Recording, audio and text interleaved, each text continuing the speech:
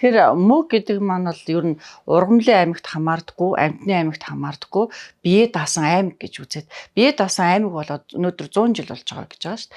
Тэгэхээр энэ маань юу гэсэн үг вэ гэхээр бид нэр одоогийн байдлаар Монгол орнд тусгай хамгаалалтай газар нутгийн хил заагийг тогтоож эхлэхдээ мөг, хаг, хөвд, замаг гэх мэтчлэн энэ гуйсгүй ургамлуудыг одоо төрөл зүйлийг нь төдийлөн харгалзаж үзээгүйгээр тогтоосон юм уу гэж би боддог. Тэгэхээр чухал биш юм уу гэхээр үгүй чухал, маш чухал. Өөрөөр хэлэх юм бол одоо ойн экосистем, хээрийн экосистемийн тусгай хамгаалалтай газар нутгуудын одоо байгальд байгаа тэр экосистемүүдийг бүрэлдэн бий болоход энэ мөг, хаг, хөвдгүүгээр төсөөлөх аргагүй. Өөрөөр хэлэх юм бол эдгээрийн экосистем нөлөөлөл оролцоо одоо тэр бодисын эргэлтэнд оролцож байгаа байдал эднэр маань энэ экосистемийг оршин тогтнох үндэс нь болж өгдөгөө гэсэн үг. Тэгэхээр бид нэр өнөөдөр зөвхөн мөг гэхлээр зэрэг хүнсний мөг идэж болдоггүй гэдэг талаас нь хараад байгаа болохоос биш байгальд гүйцэтгэх үүргийг нь бид нар харж чадахгүй. Тийм ч учраас бид нар өнөөдөр мөгөө ихлээр нь түүчээл идгүй гэж асууж байгаа л хайчдаг тий. Энэ маань эргээд байгальд тэр экологийн тэнцвэрт байдлыг хадгалж үлдэхэд маш их сөргөөр нөлөөлж байгаа гэдгийг хүмүүс маань ойлгохгүй байгаа. Энэ маань юу гэхээр зэрэг цаашлаад танин мэдхүн хувьд мөгийг таньж мэдэг үгээсээ болоод байгаа бах.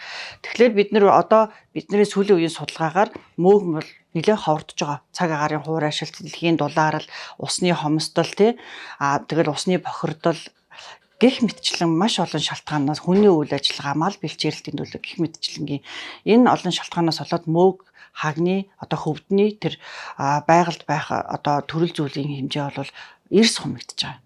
Хамгийн наадлын нэг жишээ би хэлмээр санагдаад идэгий. Одоо бидний хамгийн сайн мэддэг талын цагаан мөг тий. Талын цагаан мөгийг өнөөдөр бид нэг шонхор шувуу хамгаалах гад шонхор шувуу тоолох гад бид хэдэн зуун сая төгрөгөөр ингээд яамнаас зардал мөнгө гаргаад тоолго явуулж байна. Хамгаалах аргачлал боловсруулж байна. Яаж хамгаалах вэ гэд арга хэмжээ авж байна. Тэгэхэд өнөөдөр байгаль дээр Монгол улсын дэлхийд ганцхан Монгол улсууд өнөөдөр ургаад үлдчихэд байгаа талын цагаан мөгөө бид харсаар байж одоо тусгай хамгаалалтай газар нутгийн хил цагаас голцлон гадуур оршоод байгаа байхгүй юу. Тэгэнгүүт харсаар байж бид энийг устгахад аюулт хүрэгчээд сууж байгаа өнөөдөр. Бэлчээрийн доороотлоос нэгдүгээр болж байгаа, мал бэлчээрлээс болж байгаа. Ингээл юмнаас л болж байгаа л да. Тэгэхээр зэрэг тусгай хамгаалалтай газар нутгад одоо юу гэдгийг хар ус нуурч байдаг юм уу те энэ хаан хинтийн байгалийн зөвлөлт газарч байдаг юм уу тархтай нуруу байдаг юм ингээд хөвсгөлийн дархтын хотгоор эднэр гээд энэ газруудаар ингээд маш өргөн ингээд тархаж ургаж байсан талын цагаан мөг маань өнөөдөр 2-3 хаан цэг төр үлдсэн. Монголчууд өнөөдөр талын цагаан мөг байгаа гэдэг байгаа штэ гэд бид нэр ингээд түүгээд идэд ийн алга болцсон гэдэг ингээд хэлээд байгаа ч айгу утгагүй ингээд зарим иргэд ингэж одоо надад хэлж байгаа байхгүй юу. Энэ маань ямар учиртай хэрэг бид нэр талын цагаан мөгөө танихгүй өшөө одоо хээр дургадаг болон ой дургадаг цагаан өнгөтэй одоо яг хүнсэнд хэрглэж болдог мөгнүүд байгаа тэрэн дотор нь. Цагаан өнгөтэй 4-5 зүйлийн мөгийг бид нэр өндөр хүнсэндээ хэрглээд байгаа байхгүй юу. Талын цагаан мөг гэх бүгдийг. Тэгэхээр зэрэг би энэ талын цагаан мөг яг одоо ургаад үлдсэн тэр хэсгийн газрыг тусгай хамгаалалтай газрын хилгийн дөнгөж гадаан ч юм уу те яг тийм л байгаад байгаа. Ерөөс тархацсан хилнэ. Яагаад гэвэл хээр ургадаг юм болохоор.